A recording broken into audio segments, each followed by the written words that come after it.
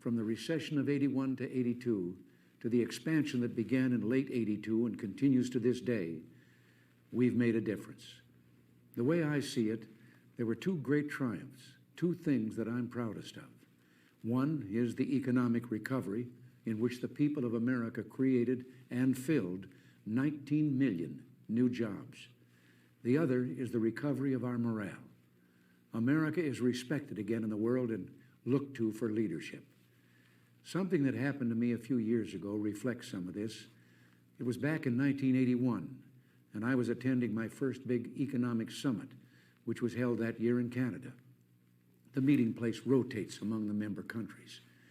The opening meeting was a formal dinner for the heads of government of the 7 industrialized nations. Well, I sat there like the new kid in school and listened. And it was all Francois this and Helmut that. They dropped titles and spoke to one another on a first-name basis. Well, at one point, I sort of leaned in and said, "My name's Ron." But in that same year, we began the actions we felt would ignite an economic comeback. Cut taxes and regulation, started to cut spending, and soon the recovery began.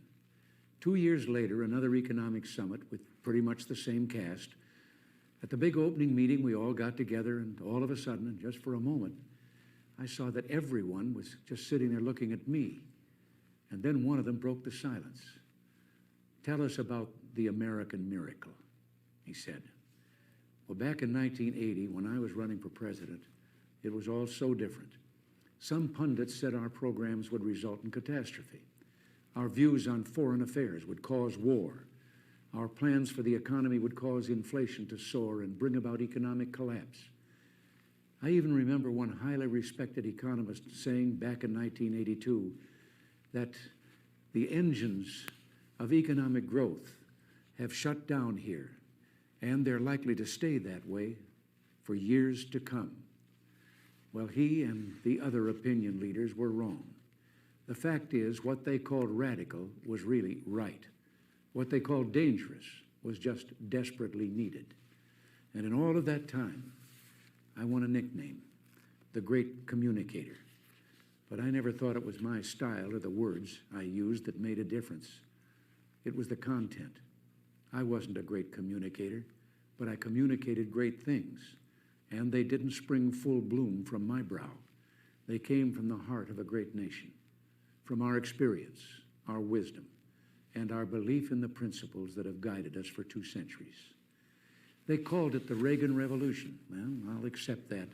But for me, it always seemed more like the great rediscovery, a rediscovery of our values and our common sense. Common sense told us that when you put a big tax on something, the people will produce less of it. So we cut the people's tax rates, and the people produced more than ever before. The economy bloomed like a plant that had been cut back and could now grow quicker and stronger. Our economic program brought about the longest peacetime expansion in our history. Real family income up, the poverty rate down, entrepreneurship booming, and an explosion in research and new technology.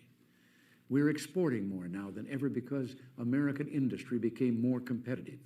And at the same time, we summoned the national will to knock down protectionist walls abroad instead of erecting them at home.